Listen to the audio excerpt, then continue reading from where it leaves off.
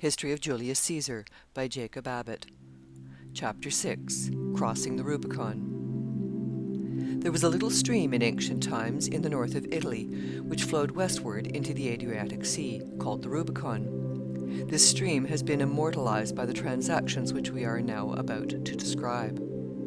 The Rubicon was a very important boundary, and yet it was in itself so small and insignificant that it is now impossible to determine which of 2 or 3 little brooks here, running into the sea, is entitled to its name and renown.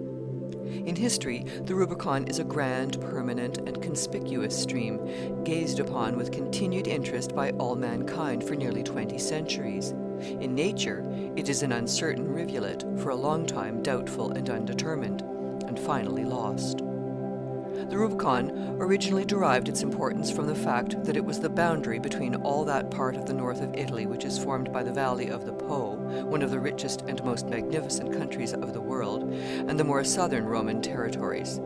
This country of the Po constituted what was in those days called the Hither Gaul, and was a Roman province. It belonged now to Caesar's jurisdiction as the commander in Gaul.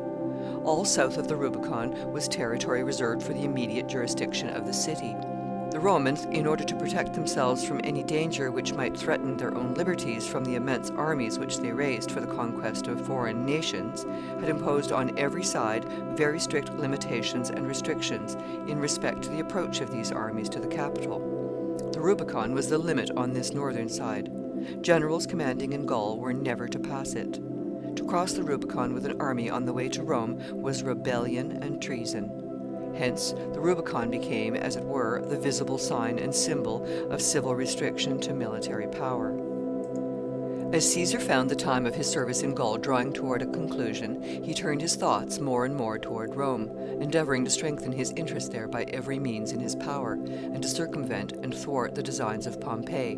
He had partisans in Rome who acted for him and in his name. He sent immense sums of money to these men to be employed in such ways as would most tend to secure the favor of the people. He ordered the Forum to be rebuilt with great magnificence. He arranged great celebrations in which the people were entertained with an endless succession of games, spectacles, and public feasts. When his daughter Julia, Pompey's wife, died, he celebrated her funeral with indescribable splendor. He distributed corn in immense quantities among the people, and he sent a great many captives home to be trained as gladiators to fight in the theaters for their amusement. In many cases, too, where he found men of talents and influence among the populace, who had become involved in debt by their dissipations and extravagance, he paid their debts and thus secured their influence on his side. Men were astounded at the magnitude of these expenditures, and while the multitude rejoiced thoughtlessly in the pleasures thus provided for them, the more reflecting and considerate trembled at the greatness of the power which was so rapidly rising to overshadow the land. It increased their anxiety to observe that Pompey was gaining the same kind of influence and ascendancy too. He had not had the advantage which Caesar enjoyed in the prodigious wealth obtained from the rich countries over which Caesar ruled, but he possessed, instead of it, the advantage of being all the time at Rome, and of securing by his character and action there a very wide personal popularity and influence. Pompey was, in fact, the idol of the people. At one time, when he was absent from Rome, at Naples, he was taken sick. After being for some days in considerable danger, the crisis passed favorably, and he recovered. Some of the people of Naples proposed a public thanksgiving to the gods to celebrate his restoration to health. The plan was adopted by acclamation, and the example thus set extended from city to city until it had spread throughout Italy, and the whole country was filled with the processions, games, shows, and celebrations which were instituted everywhere in honor of the event. And when Pompey returned from Naples to Rome, the towns on the way could not afford room for the crowds that came forth to meet him. The high roads, the villages, the ports, says Plutarch, were filled with sacrifices and entertainments. Many received him with garlands on their heads and torches in their hands, and as they conducted him along, strewed the way with flowers. In fact, Pompey considered himself as standing far above Caesar in fame and power, and this general burst of enthusiasm and applause, educed by his recovering from sickness, confirmed him in this idea. He felt no solicitude, he said, in respect to Caesar. He should take no special precautions against any hostile designs which he might entertain on his return from Gaul. It was he himself, he said, that had raised Caesar up to whatever elevation he had attained, and he could put him down even more easily than he had exalted him. In the meantime, the period was drawing near in which Caesar's command in the provinces was to expire, and anticipating the struggle with Pompey, which was about to ensue, he conducted several of his legions through the passes of the Alps, and advanced gradually, as he had a right to do, across the country of the Po toward the Rubicon, revolving in his capacious mind as he came the various plans by which he might hope to gain the ascendancy over the power of his mighty rival, and make himself supreme. He concluded that it would be his wisest policy not to attempt to intimidate Pompey by great and open preparations for war, which might tend to arouse him to vigorous measures of resistance, but rather to cover and conceal his designs, and thus throw his enemy off his guard. He advanced, therefore, toward the Rubicon with a small force. He established his headquarters at Ravenna, a city not far from the river, and employed himself in objects of local interest there, in order to avert as much as possible the minds of the people from imagining that he was contemplating any great design. Pompey sent to him to demand the return of a certain legion which he had lent him from his own army at a time when they were friends. Caesar complied with this demand without any hesitation, and sent the legion home. He sent with this legion also some other troops which were properly his own, thus evincing a degree of indifference in respect to the amount of the force retained under his command, which seemed wholly inconsistent with the idea that he contemplated any resistance to the authority of the government at Rome. In the meantime, the struggle at Rome between the partisans of Caesar and Pompey grew more and more violent and alarming. Caesar, through his friends in the city, demanded to be elected consul. The other side insisted that he must first, if that was his wish, resign the command of his army, come to Rome, and present himself as a candidate in the character of a private citizen. This the constitution of the state very properly required. In answer to this requisition, Caesar rejoined that if Pompey would lay down his military commands, he would do so too. If not, it was unjust to require it of him. The services, he added, which he had performed for his country, demanded some recompense, which moreover they ought to be willing to reward, even if in order to do it, it were necessary to relax somewhat in his favor the strictness of ordinary rules. To a large part of the people of the city, these demands of Caesar appeared reasonable. They were clamorous to have them allowed. The partisans of Pompey, with the stern and inflexible Cato at their head, deemed them wholly inadmissible, and contended with the most determined violence against them. The whole city was filled with the excitement of this struggle, into which all the active and turbulent spirits of the capital plunged with the most furious zeal, while the more considerate and thoughtful of the population, remembering the days of Marius and Sylla, trembled at the impending danger. Pompey himself had no fear. He urged the Senate to resist to the utmost all of Caesar's claims, saying if Caesar should be so presumptuous as to attempt to march to Rome, he could raise troops enough by stamping with his foot to put him down. It would require a volume to contain a full account of the disputes and tumults, the maneuvers and debates, the votes and decrees which marked the successive stages of this quarrel. Pompey himself was all the time without the city. He was in command of an army there, and no general while in command was allowed to come within the gates. At last an exciting debate was broken up in the Senate by one of the consuls rising to depart, saying that he would hear the subject discussed no longer. The time had arrived for action, and he should send a commander with an armed force to defend the country from Caesar's threatened invasion. Caesar's leading friends, 2 tribunes of the people, disguised themselves as slaves and fled to the north to join their master. The country was filled with commotion and panic. The Commonwealth had obviously more fear of Caesar than confidence in Pompey. The country was full of rumors in respect to Caesar's power, and the threatening attitude which he was assuming, while they who had insisted on resistance seemed after all to have provided very inadequate means with which to resist. 1,000 plans were formed and clamorously insisted upon by their respective advocates for averting the danger. This only added to the confusion, and the city became at length pervaded with a universal terror. While this was the state of things at Rome, Caesar was quietly established at Ravenna, 30 or 40 miles from the frontier. He was erecting a building for a fencing school there, and his mind seemed to be occupied very busily with the plans and models of the edifice which the architects had formed. Of course, in his intended march to Rome, his reliance was not to be so much on the force which he should take with him as on the cooperation and support which he expected to find there. It was his policy, therefore, to move as quietly and privately as possible, and with as little display of violence, and to avoid everything which might indicate his intended march to any spies which might be around him, or to any other person who might be disposed to report what they observed at Rome.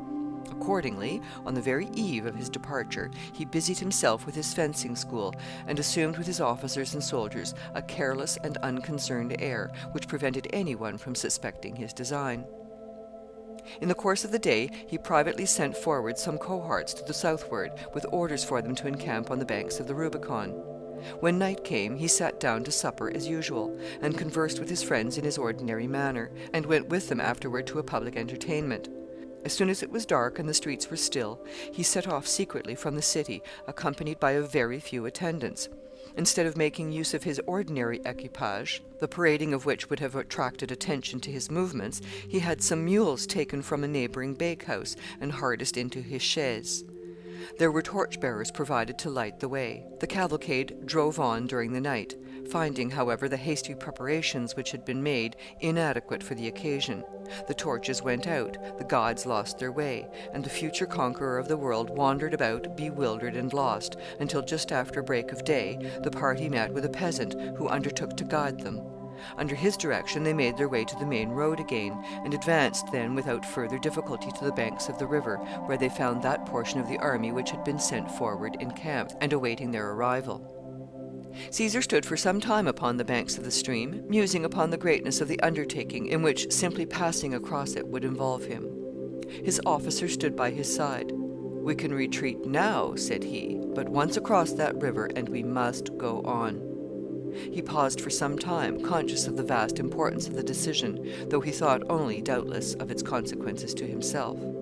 Taking the step which was now before him would necessarily end either in his realizing the loftiest aspirations of his ambition, or in his utter and irreparable ruin. There were vast public interests, too, at stake, of which, however, he probably thought but little. It proved in the end that the history of the whole Roman world for several centuries was depending upon the manner in which the question now in Caesar's mind should turn. There was a little bridge across the Rubicon at the point where Caesar was surveying it. While he was standing there, the story is, a peasant or shepherd came from the neighboring fields with a shepherd's pipe, a simple musical instrument made of a reed and used much by the rustic musicians of those days. The soldiers and some of the officers gathered around him to hear him play. Among the rest came some of Caesar's trumpeters, with their trumpets in their hands. The shepherd took one of these martial instruments from the hands of its possessor, laying aside his own, and began to sound a charge, which is a signal for a rapid advance, and to march at the same time over the bridge. "An omen, a prodigy," said Caesar.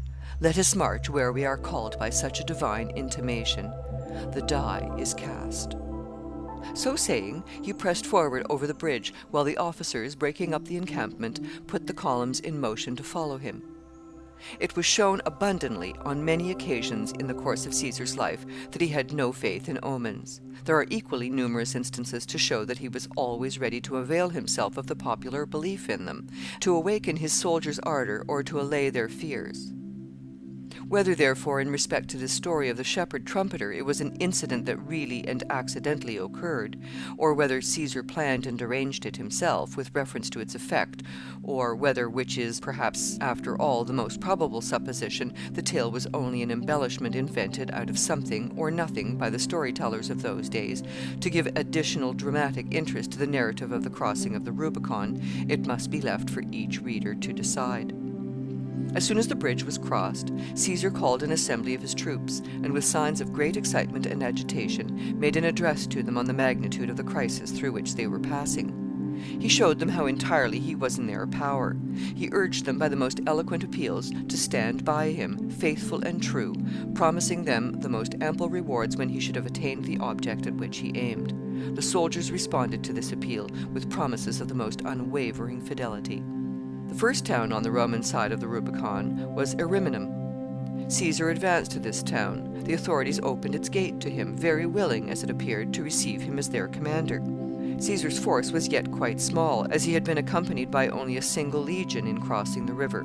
He had, however, sent orders for the other legions, which had been left in Gaul, to join him without any delay, though any reinforcement of his troops seemed hardly necessary, as he found no indications of opposition to his progress. He gave his soldiers the strictest injunctions to do no injury to any property, public or private, as they advanced, and not to assume in any respect a hostile attitude toward the people of the country. The inhabitants therefore welcomed him wherever he came, and all the cities and towns followed the example of Ariminum, surrendering, in fact, faster than he could take possession of them. In the confusion of the debates and votes in the Senate at Rome before Caesar crossed the Rubicon, one decree had been passed deposing him from his command of the army and appointing a successor.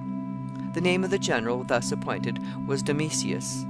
The only real opposition which Caesar encountered in his progress toward Rome was from him. Domitius had crossed the Apennines at the head of an army on his way northward to supersede Caesar in his command, and had reached the town of Corfinium, which was perhaps 1/3 of the way between Rome and the Rubicon. Caesar advanced upon him here and shut him in. After a brief siege, the city was taken, and Domitius and his army were made prisoners, everybody expecting that Caesar would wreak terrible vengeance upon them. Instead of this, he received the troops at once into his own service, and let Domitius go free. In the meantime, the tidings of Caesar's having passed the Rubicon, and of the triumphant success which he was meeting with at the commencement of his march toward Rome, reached the capital, and added greatly to the prevailing consternation. The reports of the magnitude of his force and of the rapidity of his progress were greatly exaggerated. The party of Pompey and the Senate had done everything to spread among the people the terror of Caesar's name, in order to arouse them to efforts for opposing his designs; and now, when he had broken through the barriers which had been intended to restrain him, and was advancing toward the city in an unchecked and triumphant career, they were overwhelmed with dismay. Pompey began to be terrified at the danger which was impending. The Senate held meetings without the city, councils of war, as it were, in which they looked to Pompey in vain for protection from the danger which he had brought upon them. He had said that he could raise an army sufficient to cope with Caesar at any time by stamping with his foot. They told him they thought now that it was high time for him to stamp. In fact, Pompey found the current setting everywhere strongly against him. Some recommended that commissioners should be sent to Caesar to make proposals for peace. The leading men, however, knowing that any peace made with him under such circumstances would be their own ruin, resisted and defeated the proposal. Cato abruptly left the city and proceeded to Sicily, which had been assigned to him as his province. Others fled in other directions. Pompey himself, uncertain what to do and not daring to remain, called upon all his partisans to join him, and set off at night, suddenly, and with very little preparation and small supplies, to retreat across the country toward the shores of the Adriatic Sea. His destination was Brundusium, the usual port of embarkation for Macedon and Greece. Caesar was all this time gradually advancing toward Rome. His soldiers were full of enthusiasm in his cause. As his connection with the government at home was sundered the moment he crossed the Rubicon, all supplies of money and of provisions were cut off in that quarter until he should arrive at the capital and take possession of it. The soldiers voted, however, that they would serve him without pay. The officers, too, assembled together and tendered him the aid of their contributions. He had always observed a very generous policy in his dealings with them, and he was now greatly gratified at receiving their requital of it. The further he advanced, too, the more he found the people of the country through which he passed disposed to espouse his cause. They were struck with his generosity in releasing Domitius. It is true that it was a very sagacious policy that prompted him to release him, but then it was generosity, too. In fact, there must be something of a generous spirit in the soul to enable a man even to see the policy of generous actions. Among the letters of Caesar that remain to the present day, there is one written about this time to one of his friends, in which he speaks of this subject. "I am glad," says he, "that you approve of my conduct at Corfinium. I am satisfied that such a course is the best one for us to pursue, as by so doing we shall gain the goodwill of all parties, and thus secure a permanent victory. Most conquerors have incurred the hatred of mankind by their cruelties, and have all, in the consequence of the enmity they have thus awakened, been prevented from long enjoying their power. Sylla was an exception, but his example of successful cruelty I have no disposition to imitate. I will conquer after a new fashion, and fortify myself in the possession of the power I acquire by generosity and mercy." Domitius had the ingratitude, after this release, to take up arms again and wage a new war against Caesar. When Caesar heard of it, he said it was all right. "I will act out the principles of my nature," said he, "and he may act out his." Another instance of Caesar's generosity occurred, which is even more remarkable than this. It seems that among the officers of his army there were some whom he had appointed at the recommendation of Pompey, at the time when he and Pompey were friends. These men would of course feel under obligations of gratitude to Pompey, as they owed their military rank to his friendly interposition in their behalf. As soon as the war broke out, Caesar gave them all his free permission to go over to Pompey's side if they chose to do so. Caesar acted thus very liberally in all respects. He surpassed Pompey very much in the spirit of generosity and mercy with which he entered upon the great contest before them. Pompey ordered every citizen to join his standard, declaring that he should consider all neutrals as his enemies. Caesar, on the other hand, gave free permission to everyone to decline, if he chose, taking any part in the contest, saying that he should consider all who did not act against him as his friends. In the political contests of our day, it is to be observed that the combatants are much more prone to imitate the bigotry of Pompey than the generosity of Caesar, condemning, as they often do, those who choose to stand aloof from electioneering struggles more than they do their most determined opponents and enemies. When at length Caesar arrived at Brundusium, he found that Pompey had sent a part of his army across the Adriatic into Greece, and was waiting for the transports to return, that he might go over himself with the remainder. In the meantime, he had fortified himself strongly in the city. Caesar immediately laid siege to the place, and he commenced some works to block up the mouth of the harbor. He built piers on each side, extending out as far into the sea as the depth of the water would allow them to be built. He then constructed a series of rafts, which he anchored on the deep water, in a line extending from one pier to the other. He built towers upon these rafts, and garrisoned them with soldiers, in hopes by this means to prevent all egress from the fort.